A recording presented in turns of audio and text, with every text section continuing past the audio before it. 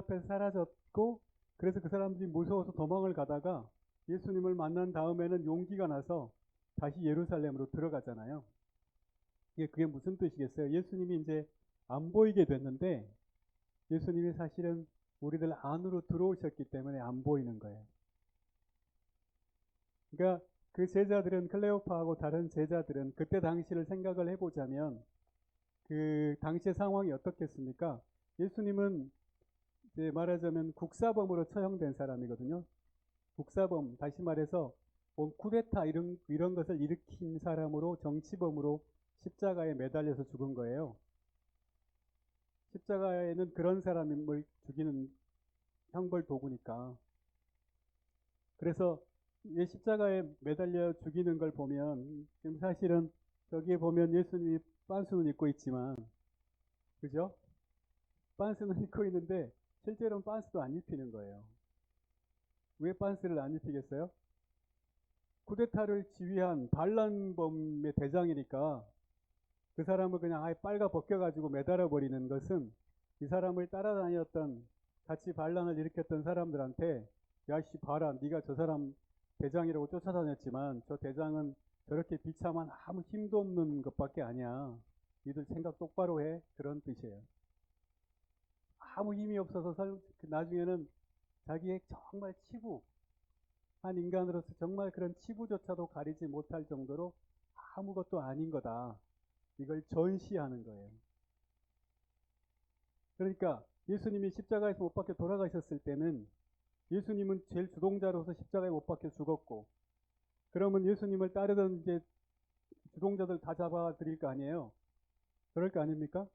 지금도 뭐 윤석열 쿠데타 했다고 그래서 윤석열 잡아 들어가고 그 밑에 있는 사람들 지금 다 딸려 들어가는 상황이잖아요. 지금 보면. 네, 똑같은 거예요. 그래서 그 예수님 재판하는 이야기를 보면 공관복음서에서 물어봐요. 예수님한테 대제관이. 너는 무슨 얘기를 했어? 뭘 가르쳤어? 그리고 너 누구하고 같이 다녔어? 이렇게 물어보거든요. 예수님이 어떻게 대답하시죠, 그때? 왜 그걸 나한테 물어봐? 나는 다 공공연하게 얘기했는데, 말하자면 대답하지 않겠다는 뜻이에요. 그리고 나는 베드로하고 요한하고 야고보하고 다녔습니다. 이런 말 안 해요. 베드로가 사실은 예수님이 혹시 우리들도 다 밀고 할까? 다 얘기할까 싶어서 따라가잖아요. 그래서 멀리서 보잖아요. 예수님 말씀 안 하거든요. 뭐 다 그때 내 공공연히 다 했는데 그때 다 본 사람들이 있으니까 그거 알아서 하라고. 나는 말 못해. 그때 이제 그 사람들이 저 사람도 같이 있었다 뭐 이렇게 하니까, 예, 거기서 이제 베드로가 이제 그러잖아요. 이 사람 미쳤냐고 막 너. 나는 모른다고. 이 사람 지금 저 사투리, 경상도 사투리 하는 거 보니까 예수님하고 같이 다녔네 막 이러니까 아니라고 막. 물론 경상도가 아니라 갈릴리 사투리인데 웃자고 하는 얘기예요. 예. 그러니까 당시에 그 제자들은 다시 예루살렘으로 돌아가면 죽는 거예요. 클레오파하고 사실은 살려고 도망가는 사람들이었는데 그 예수님을 만난 뒤에는 완전히 사람들이 바뀌어가지고 변해가지고 다시 돌아가잖아요, 예루살렘으로. 그러니까 이 사람들이 완전히 달라졌다는 뜻이거든요. 갔더니 거기에 제자들이 다 모여가지고 정말 예수님이 살아났다 막 이렇게 얘기하고 있었잖아요. 그러니까 부활했다라고 하는 건 그 두려움들로부터 이제 벗어나서 이 사람들이, 예수님은 돌아가셨는데 이 사람들이 전부 예수님이 된 거예요, 이제. 예수님이 부활해서 그 사람 한 사람 한 사람들 속에 살아 계신 거예요, 이게. 이 예수님의 부활이에요, 이게 사실은. 그래서 미사는 공동체를 만든다 이렇게 얘기를 하는데, 그래서 우리가 그리스도의 몸과 피를 받아 모시고 영성체를 하게 되면 우리가 다 그리스도의 몸이 된다라는 거예요. 전부 다 그리스도의 몸이 된다. 그래서 여기에 밑에 보면 약간 에피클레시스, 성령 청원, 성령이 청원하는 것은 수직적으로 하느님과 이 지상과의 어떤, 그래서 여기에서 이게 그리스도의 몸과 피가 되는 것이지만 이제 전구, 그러니까 이제 뭐 이렇게 돌아가신 분들도 기억하고 이렇게 뭐 교황도 생각하고 다 부르잖아요. 우리 수교도 부르고 막 하는 거. 이제 전구예요, 전구. 이거 전구는 우리 전체가 수평적으로 전부 한 몸이 되게 해달라고 하는, 그래서 수직과 수평이 만나는 십자 구조를 의미한다, 이렇게 우리가 말할 수 있어요. 이건 저희 공동체의 사진입니다. 그래서 여기에서 이제 이렇게 이야기를 합니다. 교회에 들어오면서 세상과 우리 걱정들을 가지고 오지 않는다면 쓸데없는 일이다. 우리가 이제 하느님께 뭔가 청할 것을 갖고 오라고 그랬잖아요. 내 자신에 대해서 나의 걱정, 혹은 세상의 우리 공동체의 문제, 어떤 세상의 아픔, 이 세상에 얼마나 고통들이 많고 어려움들이 많습니까? 그런 것들을 청하는 것을 갖고 오라는 거예요. 들고 오라는 거예요. 그게 없이 그냥 쫄래쫄래 왔다가 뭘 하니까 보고 있다가 그냥 나가고 이런 게 아니라는 거죠. 자, 그래서 그렇게 하지 않는다면 이게 사실 미사가 쓸데없는 거다. 미사가. 또 이제 미사가 끝나서 나갈 때 내가 그렇다면 뭘 해야지, 이제 분명한 의무들이라고 표현되어 있는데, 이제 파견했잖아요. 파견. 그럼 파견할 때는 우리가 파견이라고 하는, 미사가 파견한다는 뜻이라고 얘기했고, 그래서 이제 미사일이 파견된 폭탄이다 그런 얘기 했잖아요. 어디다 딱 보내는 거예요. 근데 파견될 때는 분명히 숙제가 있어요. 파견 보낼 때는. 그걸 뭐라고 합니까? 미션이라고 하죠. 미션. 사명이라고 하잖아요. 미션이에요. 그게. 그러니까 이걸, 미사가 끝나고 갈 때는 하느님께서 우리에게 뭔가를 하라고 사명을 주는 거예요. 그리고 우리를 보내는 것이다. 그래서 교회를 나가면서 분명한 의무들을 가지고 나가지 않는다면 세상으로 다시 돌아가는 것도 쓸데없는 일이다. 미사를 드리러 올 때는 내가 뭔가 하나님께 청할 것을 가지고 와야 되고, 미사를 마치고 나갈 때는 내가 나가서 그럼 구체적으로 뭘 해야지? 라고 하는 미션을 가지고 나가야 한다, 이런 얘기입니다. 자, 이게 뭐죠? 예수님의 손이잖아요. 자, 이제 이렇게 너희들한테 이제 알려줬으니까 너희들도 그것을 해야 된다라는 이제 의미가 되는 건데, 자, 좋습니다. 그래서 이제 지금 40분이니까 4시 10분까지 30분의 시간이 있어요. 30분의 시간이 있는데, 여러분들에게 그렇다면 이제 구체적으로 여러분들에게 이제 기도하는 어떤 방식이라고 할까요? 미사를 어떤 기도의 최고의 형태라고 말합니다. 미사를. 왜 그러냐면 기도라고 하는 것 자체가 어떤 뜻이냐면, 내가 원하는 것과 하느님이 원하는 것을 서로 바꾸는 거예요. 이것이 기도라고 해요. 왜 그러냐면 이제 약간 이제 전문적인 용어입니다만은, 이제 그 신약 성경이 그리스 말로 쓰여져 있으니까 기도를 그리스 말로 프로스 에우케라고 한다고 하거든요. 무슨 얘기냐면, 프로스라고 하는 말은 바꾼다는 뜻이고, 에우케는 내가 바라는 것이라는 뜻이에요. 그래서 내가 바라는 것을 하느님이 바라는 것으로 바꾸는 것이 기도다, 이렇게 얘기합니다. 그래서 이제 우리가 기도하면, 예수님의 기도 그러면 어떤 거 생각나세요? 주님의 기도. 그렇죠? 주님의 기도가 생각나는데, 그 주님의 기도는 사실은 예수님이 하시던 기도라고 하거든요. 실제 예수님 당신이 하시던 기도이고, 그래서 복음서에 나타나는 어떤 모습들을 보면 그것이, 주님의 기도를 실제 하셨구나, 당신이 평소에 이런 기도를 하시면서 하셨구나 라고 하는 것을 우리가 이제 볼 수 있다, 이렇게 얘기하는데, 예수님이 실제 기도하시는 장면을 보면 가장 극적으로 예수님이 기도하시는 대목이 어디냐면, 그 올리브 동산에서 기도하시는 거죠.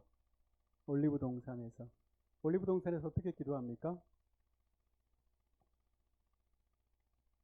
피땀을 흘리면서 기도하시죠. 예. 피땀을 흘리면서 기도하시는데 뭐라고 청하세요? 아버지한테? 이 잔을, 예, 피할 수만 있다면, 예, 좋습니다. 저희 종씨세요. 예. 황루카 형제님. 예, 아버지, 예, 이 잔을 거두어 주십시오라고 말하는데, 이 잔을 거두어 주십시오라고 하는 것은 사실은 아버지 살고 싶어요라는 뜻이거든요. 아버지 살려주세요라는 것. 예수님도 그렇게 기도하셨어요. 아버지 이 잔을 거두어 주십시오. 아버지 살려주십시오. 저는 살고 싶습니다. 이렇게 기도하는 거잖아요. 그러고 나서 그 다음에 뭐라고 합니까? 그러나 제 뜻대로 하지 마시고 아버지 뜻대로 하십시오. 이렇게 얘기하죠.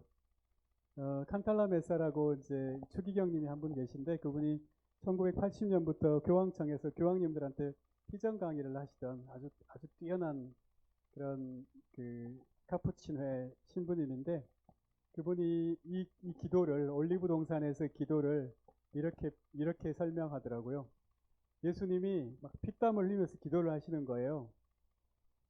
아버지 이 잔을 거둬 주십시오. 막 저를 살려주세요. 막 그러고 한참 기도를 하고 있는데, 막 이제 눈을 감고 열렬히 기도를 하다가 갑자기 눈을 딱 떠보니까, 이상해가 눈을 딱 떠보니까 갑자기 맞은편에 하느님 아버지가 계시더라는 거예요. 그러면서 자기한테 막 그렇게 청하고 있더라는 거예요. 예수님한테. 이 잔을 마셔라 네가 좀 이러면서. 그래서 예, 그러면 제가 마시겠습니다. 제 뜻대로 하지 마시고 아버지 뜻대로 하십시오. 이렇게 했다는 겁니다. 그래서 예, 나의 뜻을 아버지의 뜻으로 바꾸는 거예요. 이게 정말 어려운 겁니다. 이게 나의 뜻을 완전히 포기한다는 것은 이제 나를 내려놓는다는 뜻이잖아요. 나를 내려놓는다는 뜻이고, 그것은 다른 말로 하면 나의 죽음을 말해요. 나의 죽음. 그렇기 때문에 이제 우리들도 뭔가 청하는 게 많죠. 그러니까 나의 뜻, 내가 바라는 것을 아버지의 뜻으로 바꾸는 거, 이것이 이제 어떤 기도의 어떤 가장 근본적인 것이라고 한다면, 우리가 이제 어제 오늘 얘기하면서 미사라고 하는 것은 나를 하느님으로 바꾸는 것이라고 얘기했잖아요. 나를 드리고 하느님을 받는 거라고 얘기했죠. 맞아요? 네, 나를 드리고 하느님을 받는 것이라고 얘기했다면, 그러면 미사야말로 기도의 최고 형태인 거예요. 미사야말로. 그래서 내가 점점 하느님으로 변해가는 것이다. 그런데 내가 하느님으로 변해가는 그런 과정에서는 반드시 내가 죽어야, 그러니까 순환과 죽음이 있은 후에야 부활이 있는 거니까, 순환과 죽음과 부활이라고 하는 것이 있는 거예요. 그래서 그것이야말로 어떤 우리가 지금 하고 있는 미사의 최고의 형태다. 기도의 최고의 형태다. 이것이 바로 이제 성체성사다. 이런 얘기고, 이제 내가 원한다라고 할 때는, 내가 뭔가를 원한다라고 할 때는, 내가 원하는 것은 내가 사랑하는 거잖아요. 나의 원의, 나의 뜻, 나의 의지를 하느님의 원의, 하느님의 뜻, 하느님의 의지로 바꾸는 것이기 때문에, 예, 내가 뭔가를 원한다는 것은 내가 그것을 사랑한다는 뜻이에요. 우리가 이제 그런 얘기를 했는데, 죄라고 하는 것이 하느님 아닌 다른 것으로 어떤 나의 결핍이나 나의 상처 같은 것을 위로받고 채우려고 하는 것이다. 이런 얘기를 했었죠. 그렇죠? 예. 그런데 그것을 내가 사랑하고 내가 좋아하는 것이 아니라 하느님께서 사랑하고 하느님께서 좋아하는 것으로 바꾸는 것이니까, 예. 그 과정에서 이제 내가 포기해야 되는 것이 있는 거예요. 이건 정말 어려운 거예요. 정말 어려운 거예요. 그렇기 때문에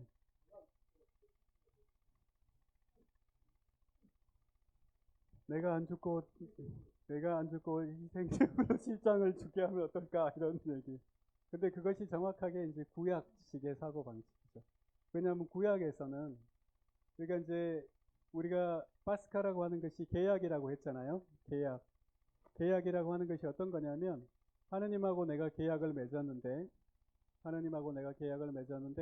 창세기 15장을 보면 아브라함이 하느님하고 계약을 맺는 대목이 나오거든요. 아브라함이 하느님하고 계약을 맺을 때 어떻게, 아마 여러분들 기억하실 거예요. 그 이제 뭐 여러 짐승들, 뭐 날짐승들 이런 것들을 잡아서 반절로 깔라가지고 그것을 이제 두 개를 갈라서 놓고 자기가 거기 이제 아브라함이 거기서 이제 지팡이 같은 걸 짚고 앉아 있었더니 그랬더니 막 까마귀 막 독수리 같은 게 날라오니까 그것들이 이제 이 재물을 손을 못 대도록 막 이렇게 쫓아내고 있었는데 저녁 어스름이 됐을 때 하늘에서 불가마가 내려와 가지고 그 양쪽 재물 그 사이 가운데로 지나가면서 이것들을 다 태워버렸다 이렇게 돼 있어요. 이게 어떤 뜻이냐면 하느님하고 아브라함이 계약을 맺는 것인데 하느님하고 맺은 이 계약을 만약 아브라함이 지키지 않으면 아브라함이 죽는다는 뜻이에요. 너하고 내가 계약을 맺었는데 이 계약에 네가 충실하지 않으면 너를 죽인다는 뜻이에요. 생명을 걸고 하는 거예요, 이게. 그래서 죄를 지은 자는 죽어야 된다라고 모세오경에 나오거든요. 그래서 이제 실제로 하느님하고 계약을 맺었는데 시나이에서 계약을 맺고 그 뒤에 1년 살고 나서 이제 그 시나이산에서 그 파스칼을 했던 그 니산달 14일이 돌아오면 다시 유다인들이 모여가지고 그동안에 내가 하나님한테 또 죄를 지어가지고 내가 죽어야 되는데 내가 죽을 수가 없잖아요. 그러니까 대신 양을 한 마리 끌어와가지고 원장님은 이제 실장님을 끌어다가 뭐 어떻게 하는지 모르겠는데 실장님 안 계시네 오늘. 어떻게 알고 미리 자리를 피하셨나봐요. 그런데 그런 거예요. 그래서 양을 가지고 와요. 그래서 양을 가지고 와서 이제 양의 목을 따요. 양 목을 1년이 안 된 양을 쓰는 것은 1년이 넘으면 양한테서 노린내가 나기 때문에 그래요. 그래서 1년이 안 된 순양을 가져다 목을 따서 피를 다 흘려서 이 피는 생명이잖아요. 그래서 제가 죄를 지었기 때문에 제가 죽어야 합니다만은 제가 죽을 수는 없고 이 양한테 죄를 다 뒤집어 씌워가지고 이 양을 죽였고 그래서 얘는 이제 내 대신 죽었어요. 그래서 계약을 갱신하는 거예요, 이게. 그런데 예수님은 이제 이런 양을 가지고 희생양 그런 제사를 안 지내시고 당신의 목숨을 이제 바치셔서 당신이 그 어린 양으로서 우리 죄를 대신 다 가지고 가셨다 이런 뜻이 되는 거죠. 그러니까 이제 말하자면 그렇게 제사를 지내면 유다인인 겁니다. 나 대신 얘를 좀 어떻게 하고 나를 살려주세요 그러면 그리스도인이 아니고 유다교인이에요. 그래서 잘 감시하십시오. 혹시 실장님 데리고 어디 가시는지. 그래서 그 기도라고 하는 것에 대해서 얘기하면서 여러분들한테 이제 그렇다면 그 이제 구체적으로 내가 나의 변모를 위해서 하느님 앞에 어떤 재물을 가지고 갈 건가, 그리고 그 재물을 어떻게 마련할 건가, 그거를 좀 여러분들한테 지금 이제 짧은 시간 동안에 잠깐 말씀을 드리려고 해요. 그래서 이제 잘 메모하셨다가 그러면 이제 매일매일 내가 미사를 드리러 가기 전에 어떻게 나의 사발면을 찾고 그것을 어떻게 잘 전문용어로 미숫구리를 해가지고 주님에게 갈 것인가, 그런 이제 이야기를 좀 해보려고 합니다. 우리가 이제 어제 그런 얘기를 했는데 매일매일의 성체성사라고 하는 얘기를 했었죠. 매일의 성체성사. 매일매일 일상에서 살아가면서 사실은 내가 미사를 드린다. 내가 매일매일 살아가면서 일상에서 미사를 드린다 이런 얘기를 했고, 그리고 이제 특별히 우리가 어떤 죄를 짓는다고 하는 것은 근본적으로는 관계의 문제이기 때문에 죄를 짓는다고 하는 것은 나와 하느님 사이의 관계, 그리고 내가 다른 사람들하고 맺는 관계, 그리고 또 내가 이 세상 모든 것들하고 맺는 관계하고 관련이 돼요. 죄를 짓는다고 하는 것은. 무슨 얘기냐면 하느님께서는 우리들로 하여금 세상 모든 것들을 잘 관리하고 잘 활용해서 하느님에게 오도록, 하느님이 원하시는 그런 삶을 살도록 이 세상 만물을 창조하셨는데 우리가 하느님한테 대들잖아요. 원죄 얘기를 보면. 성로 울타리 1회 우리 밀빵 보고 계십니다.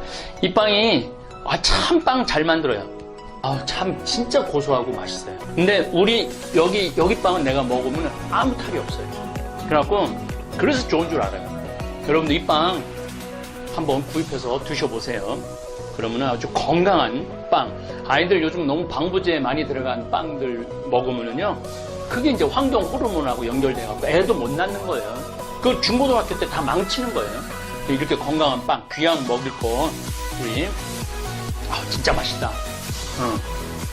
여러분들, 1회 우리밀, 전화번호 밑으로 나갈 겁니다. 전화하셔갖고 택배 주문하시면은, 그리고 이거는 받자마자 바로 드셔야 돼요. 왜냐면, 한 2, 3일 지나고 나면 바로 곰팡이 나요. 냉장고에 넣으면 또 한 2, 3일은 또 되더라고. 냉동실에.